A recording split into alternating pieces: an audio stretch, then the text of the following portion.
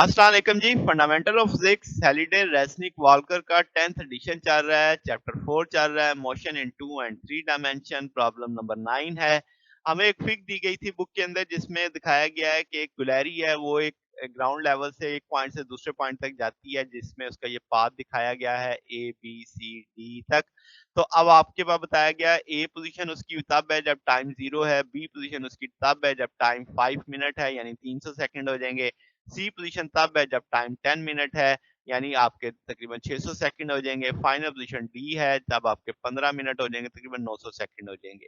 अब हमसे average velocity पूछी जा रही है ए से इन 3 पॉइंट्स की, यानी ए से बी तक, ए से सी तक, ए से डी तक। फिर जो तीनों वेलोसिटियां हम निकाल लेंगे उसमें से लीस्ट मैग्नीट्यूड वाली जो वेलोसिटी है उसका मैग्नीट्यूड और एंगल चाहिए, और ग्रेटेस्ट मैग्नीट्यूड वाली का भी मैग्नीट्यूड और एंगल चाहिए। तो पहले तो जो हमें पॉइंट्स दिए हुए हैं उनको हम ग्राफ की मदद से वैल्यू देख लेते हैं कि ए की पोजीशन देखा जाए तो एक्स पे 15 बनती है, वाई पे भी 15 बनती है, मगर नीचे की जानी वाई एक्सिस नेगेटिव होगा तो 15 मनफी 15 आ जाएगा। इसका वेक्टर फॉर्म में लिख सकते हैं। शुरू वाला एक्स एक्सिस की वैल्यू होती है, बाद वाली वाई एक्सिस की, तो 15 आई माइनस 15 मीटर। जाहिर सी बात है ये मीटर में हमें दिया गया डाटा। अच्छा, अब आपके पास ये वैल्यू तब है जब टाइम 0 है। बी पोजीशन दी गई है हमें, उसमें एक्स की वैल्यू 30 है और वाई की वैल्यू -45 है। इसको भी वेक्टर फॉर्म में लिखा जा सकता है 30 आई माइनस 45 जे। अब आपके पास ये तब वैल्यू है जब टाइम आपका 300 सेकंड हो गए यानी 5 मिनट गुजर गए थे।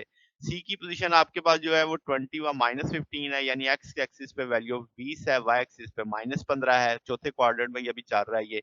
तो 20 आई माइनस 15 जे, ये तब है जब टाइम आपका 600 सेकंड है। फिर 45 की वैल्यू आ गई, यानी कि आपके पास एक्स की वैल्यू भी 45 है, वाई की वैल्यू भी 45 है, दोनों पॉजिटिव है, तो ये आपके पास डी कंपोनेंट डी ये आपके 15 मिनट में आ जाएगा 900 सेकंड पे।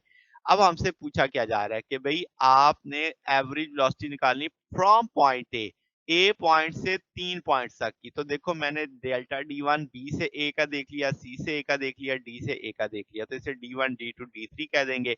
तो बी में से ए माइनस करेंगे तो ये आई वाला आई के साथ डील करेगा, जे वाला जे के साथ डील करेगा, तो 15 आई माइनस 3 मीटर 30 जे बन जाएगा। तो बी से ए तक का जो टाइम डिफरेंस होगा वो 300 माइनस 30, तो ये आपके पास 300 सेकंड हो जाएगा। सी से ए का डिफरेंस देखेंगे डिस्प्लेसमेंट का, तो वो सी माइनस ए ले लेंगे तो 5 आई आ जाएगा। तो ये जनाब अब आपके पास 600 सेकंड इस दौरान गुजर चुके होंगे। डी से ए का डिफरेंस देखेंगे तो वो 30 आई प्लस 30 जे हो जाएगा, और ये आपके पास इस तरह 900 सेकंड गुजर गए होंगे।